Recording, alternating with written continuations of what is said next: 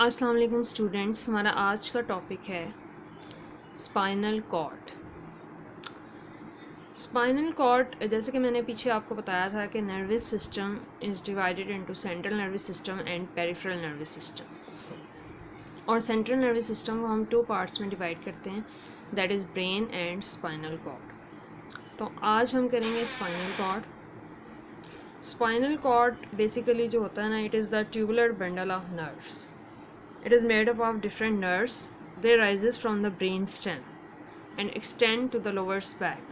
अब brain की तरह spinal cord भी covered होती है by meninges, which protects the spinal cord.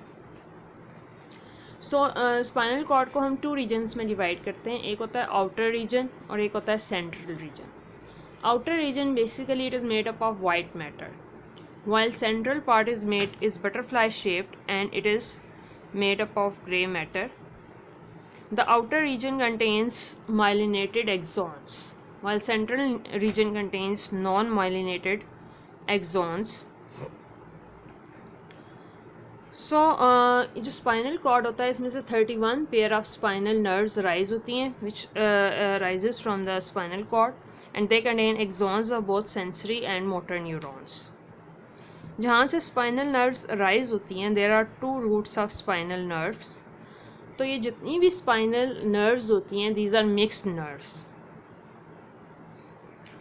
So at the point where the spinal nerves rises there are 2 roots. Spinal nerves की 2 roots होती हैं, एक डॉर्सल रूट होती है और एक वेंट्रल रूट होती है, और दोनों मिलके एक मिक्स्ड स्पाइनल नर्व प्रोड्यूस करती हैं. For example, dorsal root contains sensory axons and ganglion, while ventral root contains axons of motor neuron. अब spinal cord के basically 2 functions होते हैं. It serves as a link between the body parts and the brain, and it also impulses from the body parts to the brain and from brain to the body parts.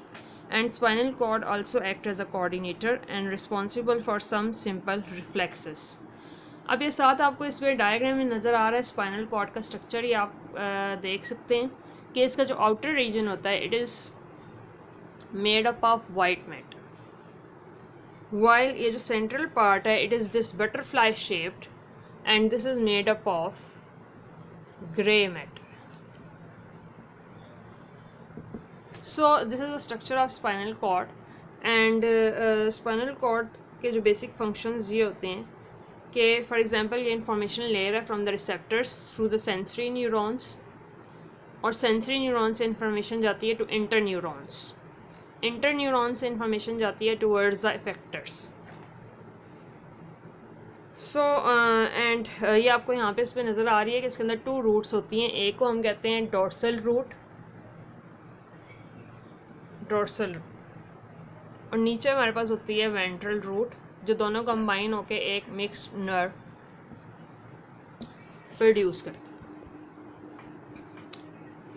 सो अभी आपको इसमें ये नज़र आ रहा है कि आपको इंटर न्यूरॉन्स भी नज़र आ रहे हैं इनर सेंट्रल पार्ट के अंदर.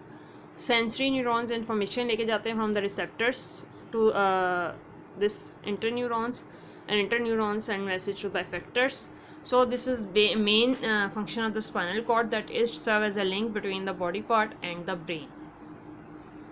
तो स्पाइनल कॉर्ड का भी ब्रेन की तरह स्पाइनल कॉर्ड भी कोऑर्डिनेटर एक्ट करती है, and it is responsible for some simple reflexes.